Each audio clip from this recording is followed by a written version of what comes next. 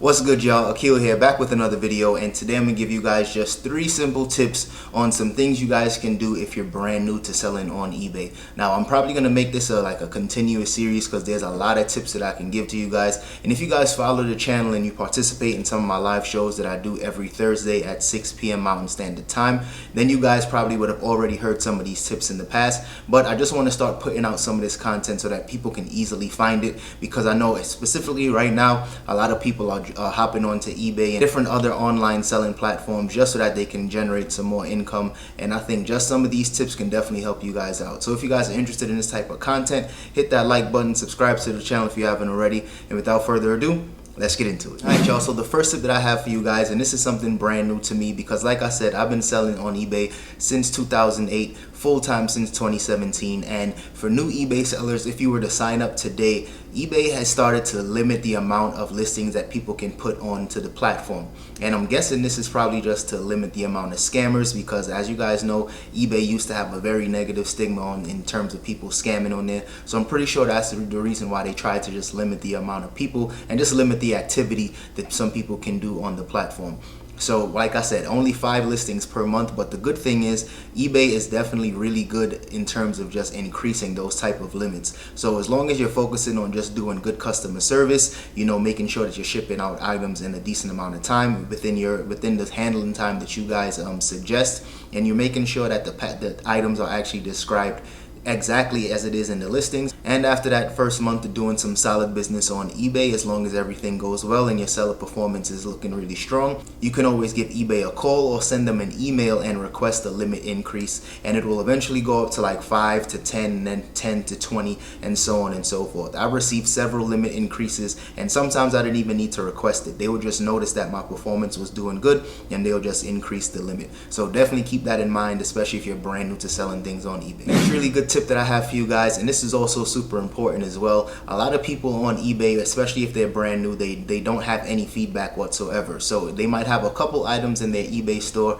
and of course, you know, it might be priced competitively and it might be really good photos, but they have a 0 next to their name. And one thing that you guys can do to just start garnering some feedback, which is super important on eBay, is to just buy some inexpensive items from really big eBay stores, because those type of stores usually send feedback automatically as soon as you make a purchase, and you don't even need to receive the item. They just instantly send that type of feedback.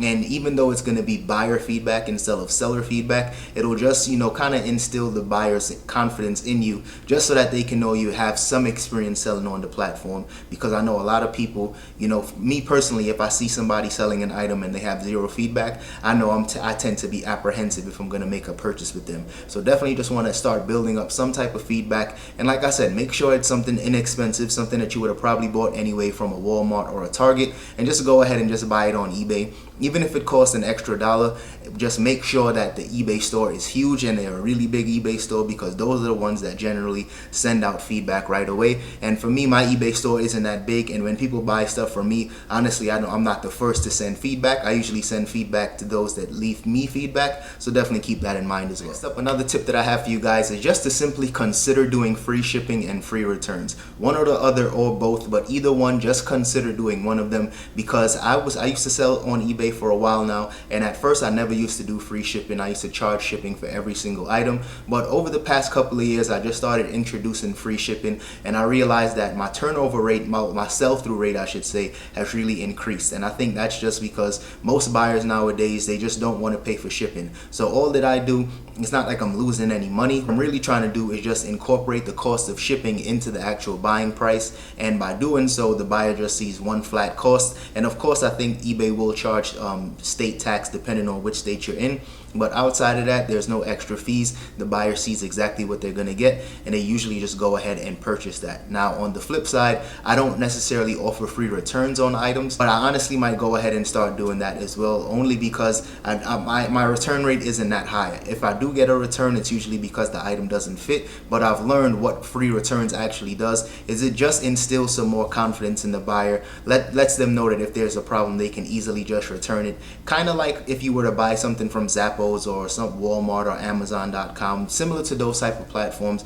If you were to return something, it's usually free returns. So I might start adopting that, but like I said, definitely consider free returns, free shipping, or both if you want to. And before we get out of here, I actually thought of another bonus tip. Even though I said I got 3, I just thought of something on the fly. You definitely want to start investing in yourself. You want to make sure that you get a scale or a printer, or both if you can afford both. What the scale and the printer is going to do is to help you save money and help you save time going to the post office. Now, for that very first month, like I said, you might only have 5 items that you're shipping out every month, so it's not going to be a big deal. But for me, I always like to think of the actual end goal and just kind of trust in the journey along the way. So the faster that you can invest in a simple postal scale, or you can just start with a simple food scale just so that you can weigh items before you actually ship it out, that'll save you a lot of money and a lot of time. And this is also super important because most people that start selling anything on eBay, usually it's clothes or some stuff that they have sitting around the house, and some of those items are usually pretty light and you can ship it out first class. But when you take it to the post office, from my prior experience, I've learned that, you know, sometimes when you're depending on the person at the post office, they might instantly just push priority shipping or tell you to put it in like a flat rate envelope, which costs way more money. And usually if you're shipping anything out via eBay, you save some money. You do get a small discount depending on the item. So you can definitely save some money if you're just shipping out your items at home and just using prepaid labels. Now, like I said, in terms of saving time, as you guys know, the post office is definitely super busy right now, and it'll only continue to get busier as we start to go deeper into the 4th quarter with holiday season coming around. And for you to save some time just dropping off your packages instead of having to wait in those long lines at the post office is a huge game changer.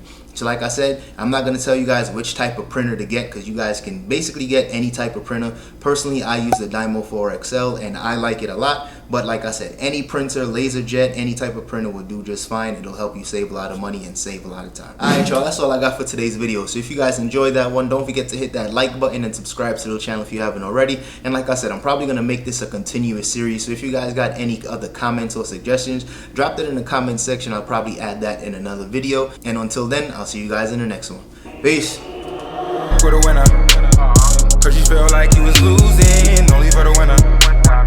Mood just to keep from cooling, like only for the winner, only for the winner, only for the winner. Boy, my heart is cold, and I'm too cool to sweat it. I should've never offered it. I'm tight and now I'm off this.